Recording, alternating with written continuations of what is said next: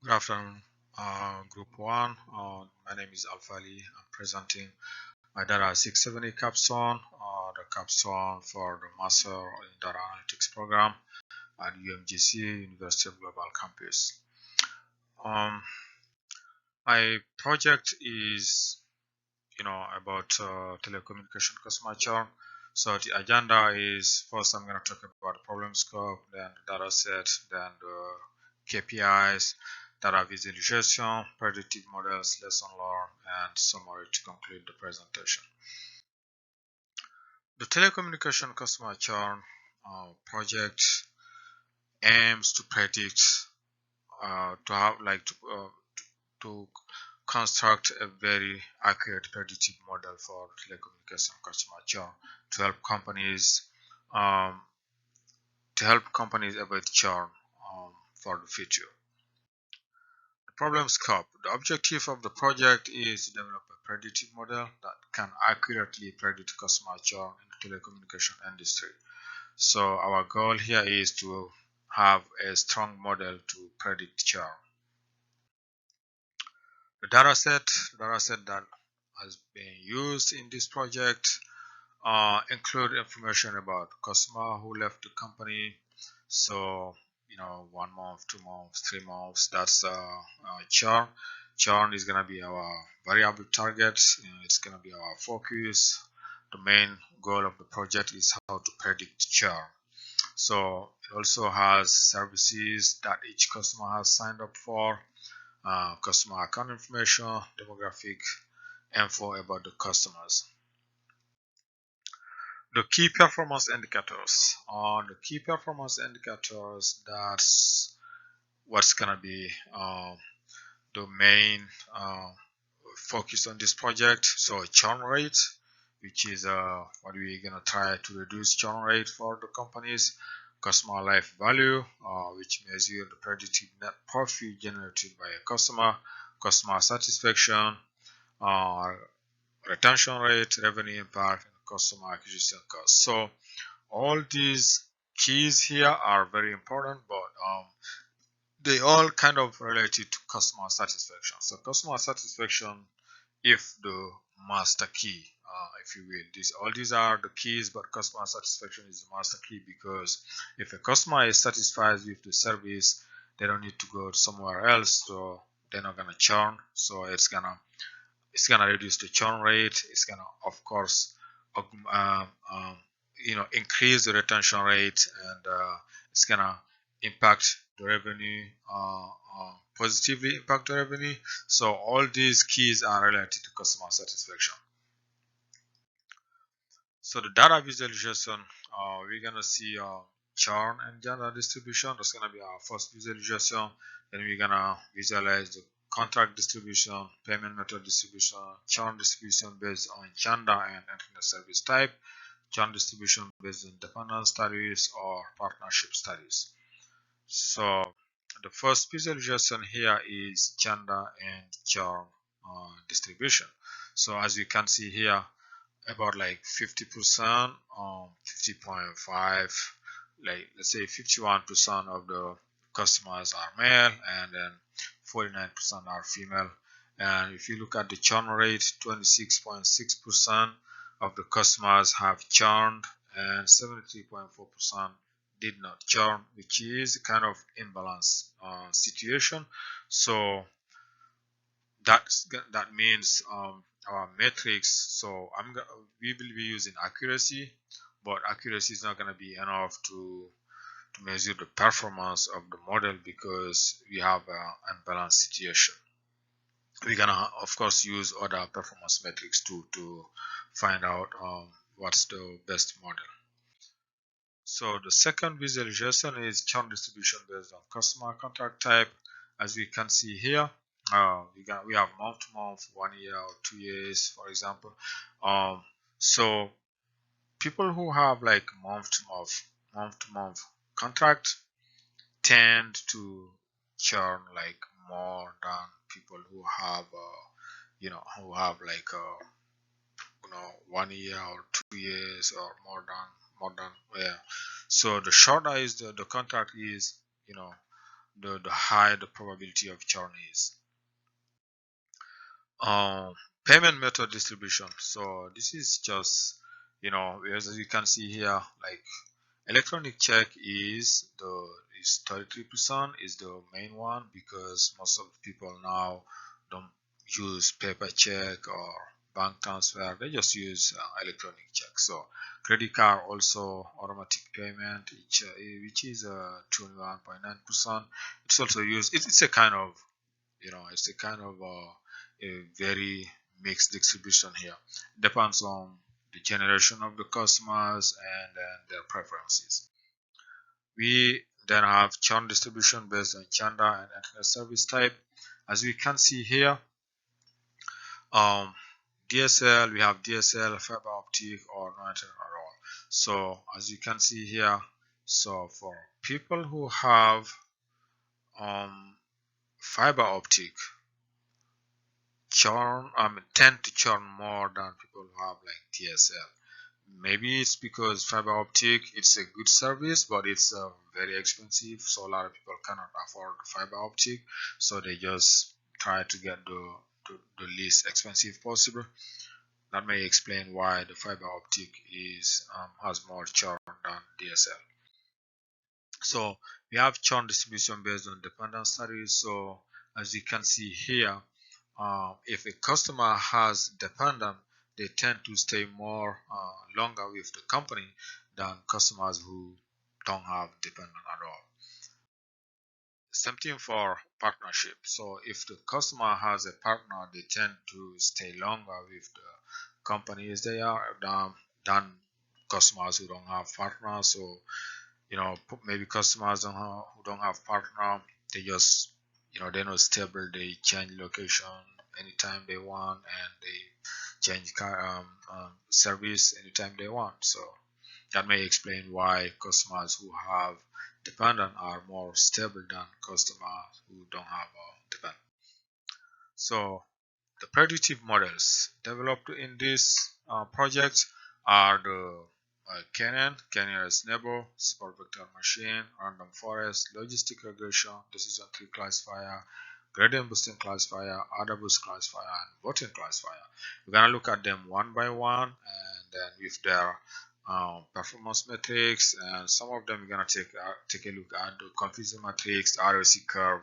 Then we're gonna compare all of them to see which model is the best and then which one is the worst, which one we recommend, so on. So here we have three of them together. We have the Canon, the spot vector machine, decision tree classifier. As you can see, the Canon have an accuracy of 78%, precision, recall, FN score. The SPM has an accuracy of 81%. It's better than the accuracy. If you look at the accuracy itself, by itself, it's better. Even the precision recall, they also better. But when you look at the decision tree, seems to be the worst model to use for this kind of project, because as you can see here, it has less accuracy, precision, recall, MS score, all of those performance metrics, they are the worst in this situation. So the random forest also, as you can see here, the performance metrics, we can see here the confusion matrix. It's gonna tell us the false positive, false negative, true positive, true negative.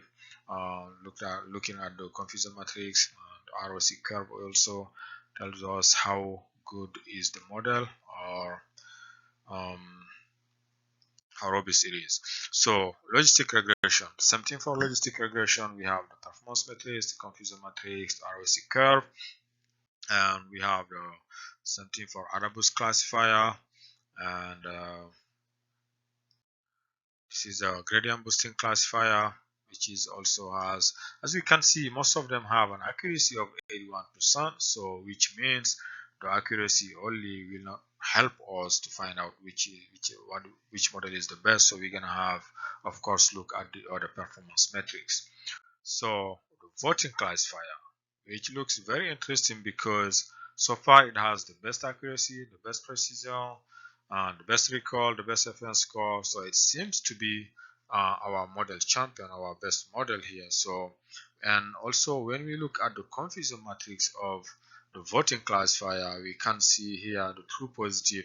So the model accurately predicted 324 instances as churn out of 561, which is not bad at all. The false positive, as we can see, uh, it incorrectly predicted 149 instances as churn out of 1549. 149 out of 1549, it's not bad at all. So the true negative, the model correctly predicted 1400 instances as non-churn out of 1549, which is absolutely good. So 1400 out of 1549, it's a good prediction. So the false negative also seems to be low because we have the model incorrectly predicted 237 instances as non-churn out of 561 actual churn. So it's it's not too bad. It's not too bad. It looks very good.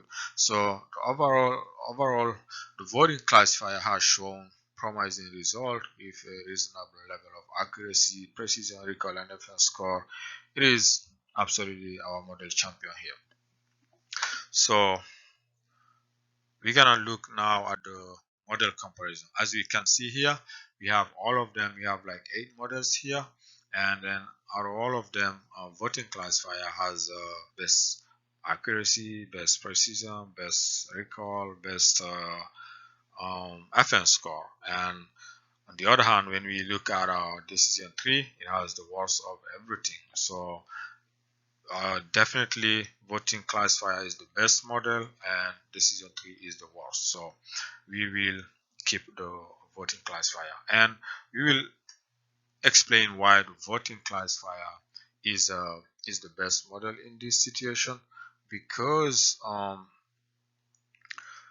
like the voting classifier model exceptional performance is uh is due to like the voting classifier combine the prediction of multiple diverse pays. So it is not like we saw that and I don't know if it's data 640 or 650, like they call it wisdom of the crowd. So because the voting classifier combine the prediction of multiple diverse base models and aggregates their decision to make a final prediction.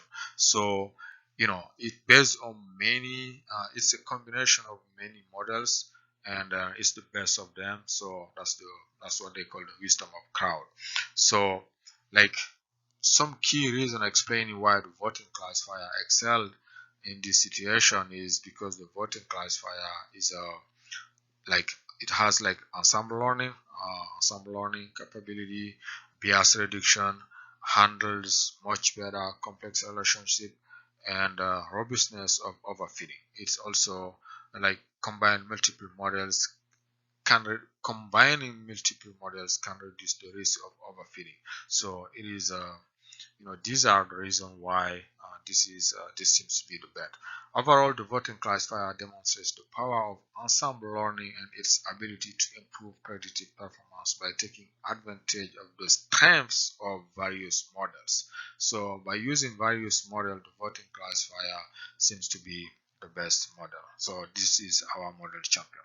On the other hand, we can see the decision tree is absolutely not the model to use here. Why? Maybe it's because the decision tree has like a lot of issues with such as issues with overfitting. It has limited capacity of complex relationship. It has issues with unbalanced classes, which we have here, 26 versus 74, which is a kind of unbalanced class, and then it's greedy nature. So decision trees follow a greedy approach while building the tree, so which is not good for this situation. Now, lesson learned. Lesson we have learned in this project. So we have learned in this project that data quality is very important. Like data cleaning and data pre-processing is one of the most important step for any data analytics, because like they say, garbage in, garbage out. If you don't have a clean data, you will probably not get any good model at the end. So feature engineering drive model performance also much better, like selecting the relevant variables. Of course, when we have a data set, we're not going to take all the variables. We're going to select the relevant variables. We may have to create new features, which we did in this project. We had to create new features like churn is it's a variable that we created. Tenure is a variable that we created. We created a lot of some variables for this project. Also, we had to transform some of the data, of course, to be able to use it. So the analysis also revealed that various factors contribute to churn, to customer churn, such as we saw on the visualization that uh, contract type, payment method, service type, presence of dependent or not, whether the customer has a dependent or not, whether the customer has a partner or not, what type of contract they have. Um, all these things contribute to customer churn. So the summary, like to summarize, in this project, we have we have learned a lot of things. So based on the analysis and conclusion, the telecommunication customer churn products, um, several prediction and expectation are made. We like identification of key churn drivers, what we just saw on the last slide, like contract type, payment method, service type, whether the customer is dependent or not. We learned that. Those are the key drivers for churn. Development of predictive churn model. We did develop a lot of models. We did like 8 models, but out of all the 8 models, we figured out that voting is just the best model. Then we have customer segmentation and targeted intervention. So customer segmentation is just like, okay, targeting those customers, because every customer, like we said earlier, the most important factor here, the most important KPI is customer satisfaction. But customer satisfaction, a lot of different customers has like different kind of satisfaction. Sometimes what satisfies me does not necessarily satisfy another person. So that's why the companies need to have like a target, like customer segmentation. So evaluation of retention initiative, they need also to figure out, okay, how they gonna retain the customers they already have, by giving them or trying to give them always the best option in the market. So then we have like a lot of business recommendation for reducing churn. Some of them are improving customer service. Improving customer service, we talked about that a lot, because improving customer service is just like enhance the overall customer experience by providing top-notch customer service, ensure that customer queries and complaint are completely addressed. Like just make the customer feel important and feel like satisfied. Every issue is you know is solved. So offering attractive incentives also helps a lot, like enhancing product and service offering, clear and transparent communication, telling the customers, hey, um, this is exactly what's gonna happen. Maintaining a transparent communication with customers regarding when it comes to billing, contract term, and service changes. Avoid hidden fees and student price raise. When I see my price increase, you know, just like this, by 20%, 30%, 50%, of course I'm gonna try to go somewhere else. So personalization and customization. So we say that like by segmentation, because every customer has a different need. Focus on onboarding. When you're getting a new customer, make sure you know what they need. You offer them what they need. So monitoring also competitor activities. See what the competitors are doing, and then try to do exactly what they're doing or even better. So and retaining high value customers, or the high value customers, try to keep them. Productive customer outreach. All those recommendations are very good for the customer. By implementing these business recommendations, telecommunication companies can reduce churn rate, improve customer satisfaction, and create a loyal customer base, ultimately leading to long-term business success. By doing this recommendation, they will be able to keep their customers, to gain new customers, and of course gain more business and long-term business success, which is the ultimate goal of every company. That was it for my presentation. Thank you for watching, and thank you for your comment. Thank you for your time. Good luck to everyone in this project, in this class.